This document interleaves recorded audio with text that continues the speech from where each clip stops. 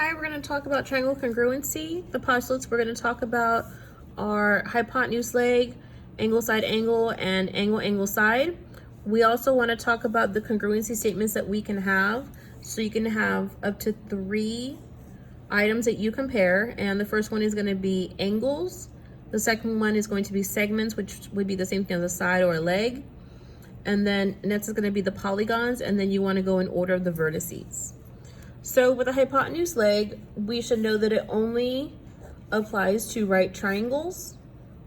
And if we look at triangle ABC and DEF, I have 2 legs that are congruent, so 2 segments, and then I show 2 hypotenuse are congruent. So these are going to be our statements. So we're going to say if AB is congruent to DE, then we can say that AC is congruent to DF, and then we can also say that triangle ABC is congruent to triangle DEF, and we can also say and are right triangles. Move that up so you can see it. So this is going to be our congruent statement.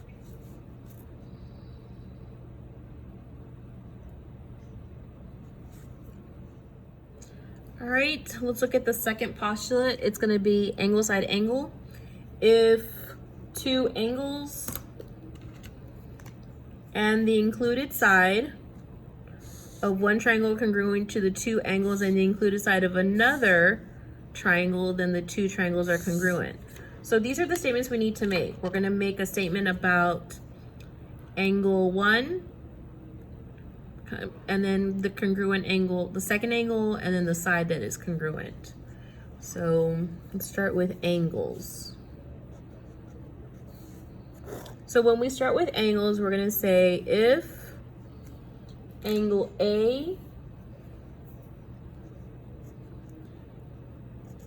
is congruent with angle D and angle B is congruent with angle E,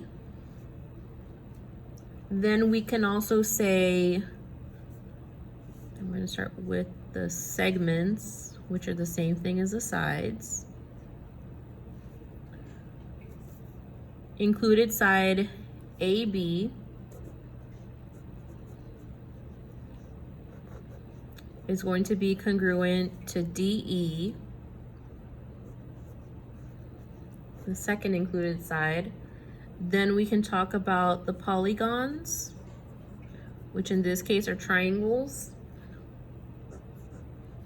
Then we can say that triangle ABC is congruent to DEF.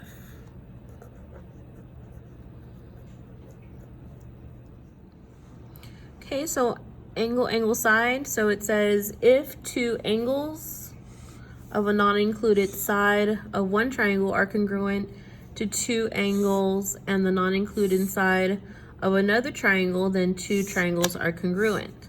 So here is a set of triangles. Let's go ahead and set them up as A, B, and C, and D, E, F. I know that I have angle A congruent with angle D, angle C congruent with angle F, but what's new is that we're saying that we have a non-included side. So that's going to be AB and DE. So again, this is an example of a non-included side. That means that this segment does not lie between A and C. Please don't get confused with side angle side. I just want to bring that up. So here's what that looks like. We had a side, yet again, we had a side included and that was between two different angles. So as we look at this one, we are going to have a side AB congruent with side DE, and then we're going to talk about the angles. Angle angle A and angle D, angle C and angle F. So again, we have three things that we can say about the postulate to prove this if-then statement. So we're going to say if, let's start with the side, or we can alternate between the angles and the side. I think non-included side is important. So if segment AB is congruent with DE, then we can say angle A is congruent with angle D. So we're going to say segment, and then we're going to talk about angles, and then we're going to talk about the polygon. And then I have angle C congruent to angle F, and then triangle ABC, and triangle ABC is going to be congruent to DEF. Triangle DEF. So we made a statement about the segment. We made a statement about two statements about angles, and then we concluded with our statements about the polygon. And that's going to be your new set of postulates. Hi, we're going to go ahead and look at examples. Now it says to state the postulate: hypotenuse leg, angle side angle, angle angle side, side side side, or side angle side, or none. We also need to include none. So the first one is two right triangles. I have congruent hypotenuse and they share a side. So that's going to be hypotenuse leg. So this is going to be HL. The second one shows two angles and two sides, but they are not right triangles. So actually this has, this doesn't show congruency based on any of the postulates that we already know. Okay, in our third example, we have angles, we have sides that are parallel. So this angle goes with that angle. And then next I have this angle going with this angle. And then I also have parallel segments. So parallel segments, this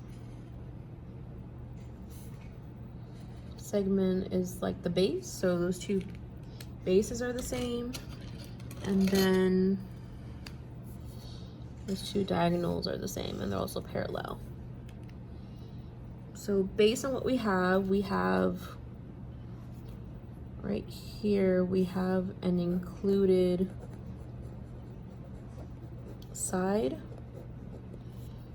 So if that's an included side, this is also an included side.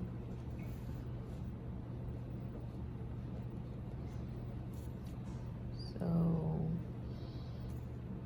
this is an angle, that's an angle, that's an angle, and that's an angle. So you're going to say angle, side, angle. Okay, so for this type of overlapping triangle, I know I have two right angles. I also know I have a leg. And then what's unique about this is that I have a midpoint. So the midpoint also makes vertical angles, which vertical angles are congruent. So the M makes vertical angles. And then again, the vertical angles are congruent.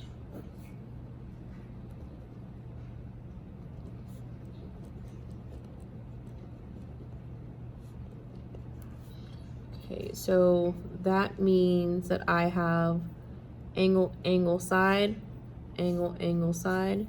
So this is angle, angle, side.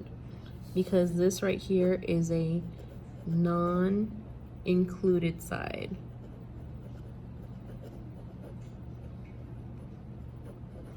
Same with this one. This is a non-included side because it doesn't sit in between the angles like this other leg. We have A, B, C, D. I know that AD is a side shared. I know that angle D is split in half. I also know that AD, the segment, is a bisector. It's an angle bisector, so that means that angle A is congruent to angle A right here. Let me just highlight that. So if we look at this, I have an angle, I have a side, and then an angle that's duplicated twice. So we're gonna say that our congruency statement is angle, side, angle. Because the bisector will divide this angle in half.